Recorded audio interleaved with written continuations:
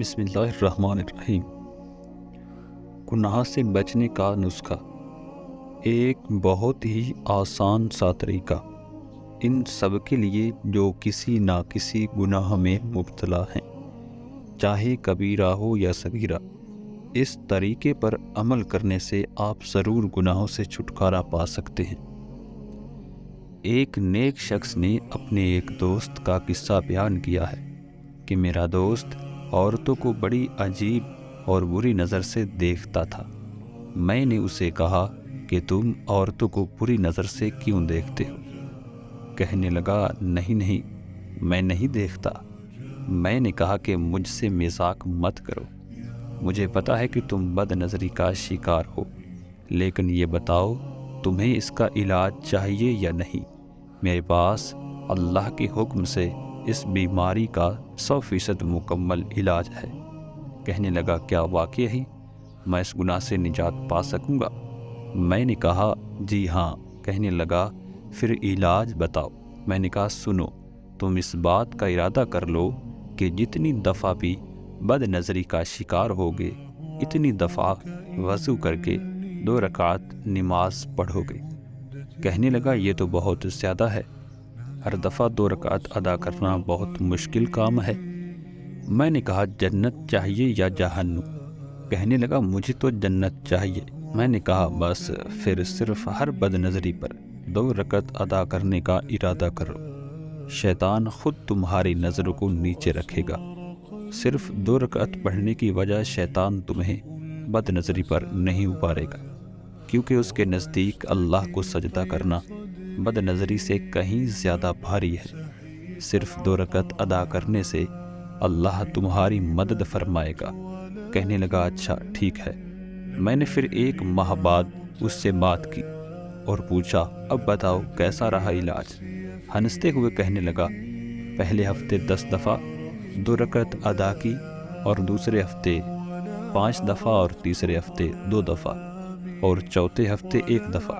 واللہ اب تو ایسا کچھ ہو گیا ہے کہ میں کسی غیر عورت کی طرف بری نظر سے دیکھوں تو ایسا لگتا ہے کہ جیسے کوئی مجھے بد نظری سے منع کر رہا ہے کہ دیکھو گے تو 2 رکعت ادا کرنی پڑے گی، وضو کرنا پڑے گا، نہ دیکھو نہ دیکھو۔ اسے دیکھنے سے کون منع کر رہا ہے؟ شیطان کیوں؟ کیونکہ شیطان انسان کو نماز پڑھتے ہوئے نہیں دیکھ سکتا۔ میں نے سوچا بھی نہیں تھا کہ یہ علاج اتنا کامیاب ہوگا۔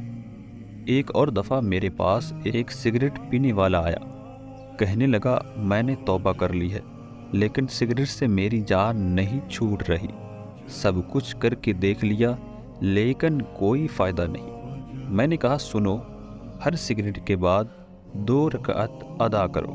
کہنے لگا بس 2 رکعت؟ میں نے کہا ہاں بس 2 رکعت، اور اس سے پہلے وضو۔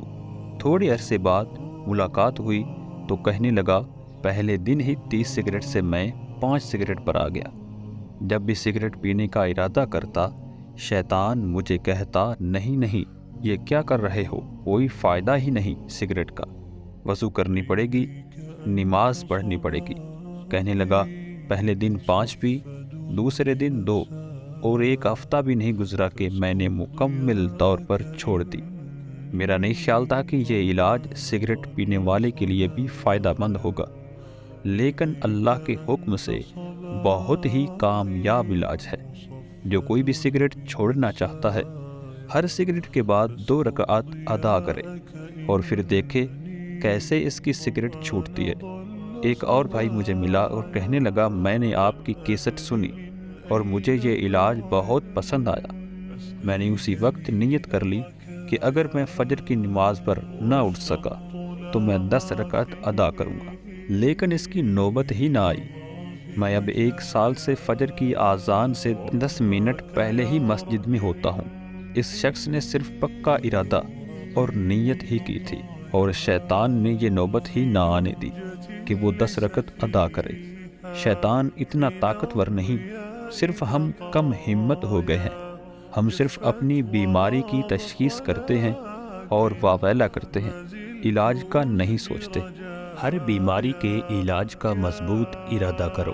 ہر گناہ سے نجات پانے کا پہلا قدم یہی ہے کہ اس کو ترک کرنے کا مضبوط ارادہ کر لو، اور پھر ہر دفعہ گناہ ہونے پر اپنے لیے ایک خاص کفارہ متعین کر لو۔ جیسے کسی کو جھوٹ بولنے کی عادت ہے، جیسے ہی اس کا گناہ کا ارتکاب ہو جائے کفارے میں 2 رکعت ادا کرو، اور کسی کو غیبت کرنے کی عادت ہو وہ بھی کفارے میں 2 رکعت ادا کرے۔